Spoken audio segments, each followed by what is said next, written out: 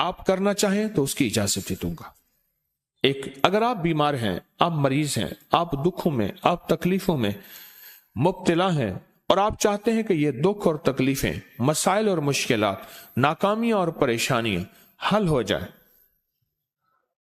جائے، تو آپ اپنے جسم کا کوئی حصہ کاٹیں، انگلی کاٹیں، ہاتھ کاٹیں، پاؤں کاٹیں، پنڈلی کاٹیں، ٹانگ کاٹیں، کان کاٹیں، ناک کاٹیں، ہونٹ کاٹیں، جسم کا کوئی حصہ کاٹیں۔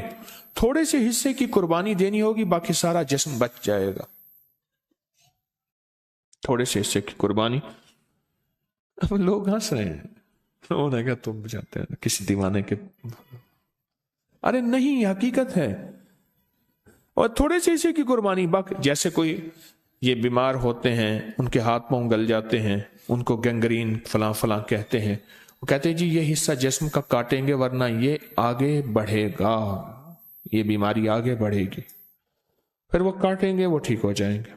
ایسے لوگ کرتے تھے، لیکن جب تاریخ اور انسانیت آگے بڑھی اور روشنی آگے بڑھی، تو روشنی آگے چلتے چلتے ایک نظر آیا کہ یہ ناخن بھی تو جسم کا حصہ ہے،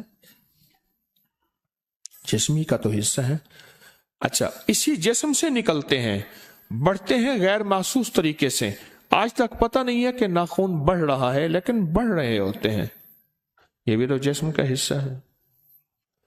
اس جسم کے حصے کو آپ کس طرح اس طرح کاٹیں کہ پھر اس جسم کے حصے کے اوپر ایک تسبیح سخت توجہ سے اپنی مشکلات، مسائل، الجھنیں، پریشانیوں کا تصور کر کے سخت توجہ سے اس جسم کے حصے پر سخت توجہ سے ایک تسبیح پڑھ لیں، اِنَّ لِلَّهِ وَإِنَّ إِلَيْهِ راجعون۔